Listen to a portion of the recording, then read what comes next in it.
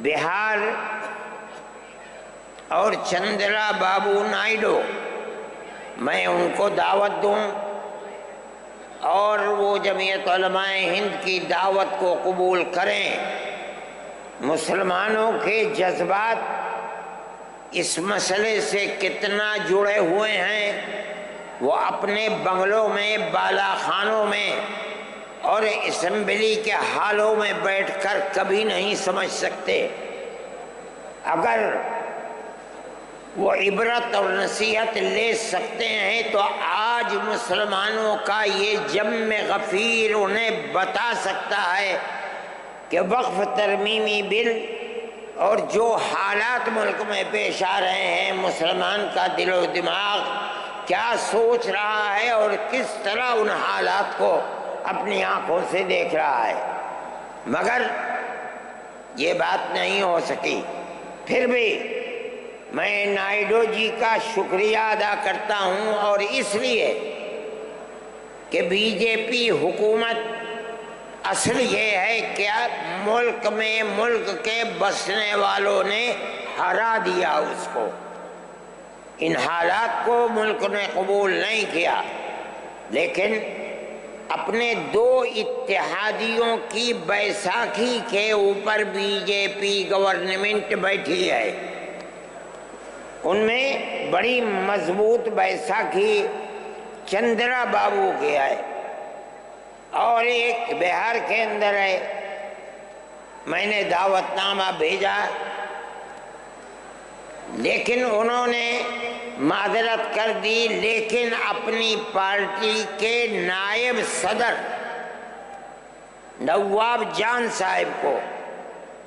بھیجا یہاں۔ میں اسے بھی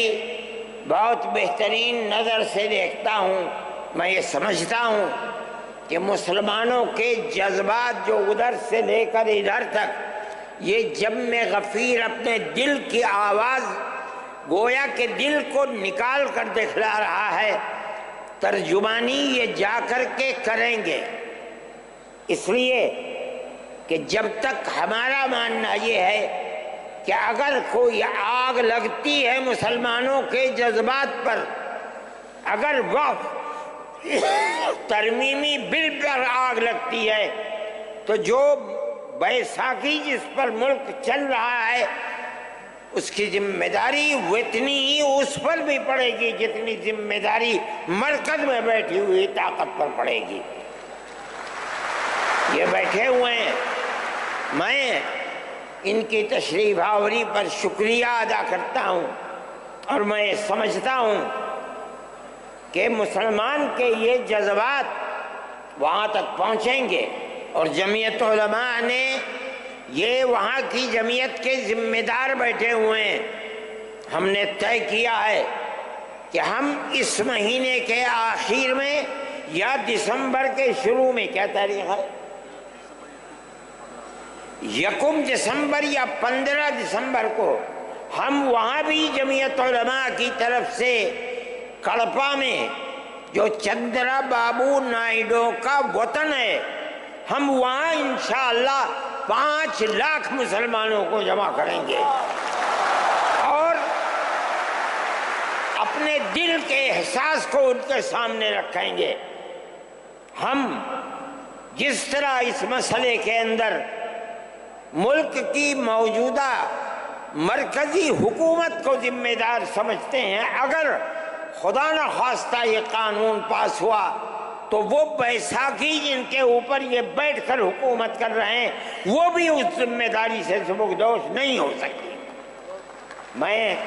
اپنے ان جذبات کے ساتھ نواب جان صاحب کا خیر مقدم کرتا ہوں۔ یہ نائیڈو جی کے نائب ہی سمجھیے، ان کی پارٹی کے نائب ہیں، اور مولانا خالد صاحب مسلم پرسنل لا بورڈ کے صدر ہیں، مولانا کا تعلق بھی تشریف رکھیں، ان تمام مسائل سے ہے جو مذہبی مسائل ہیں اور مسلمانوں کے خلاف اٹھائے جاتے ہیں۔ حضرت مولانا کی تقریر بھی آپ اس موضوع پر سنیں گے، اور سب سے بہترین مسلمانوں کی طرف سے اس بل کے خلاف جو چیئرمین کے سامنے اور مجلس کے سامنے اس مدعا کو رکھنے والے ہیں وہ ہمارے ورکنگ کمیٹی کے ممبر اور سپریم کورٹ کے وکیل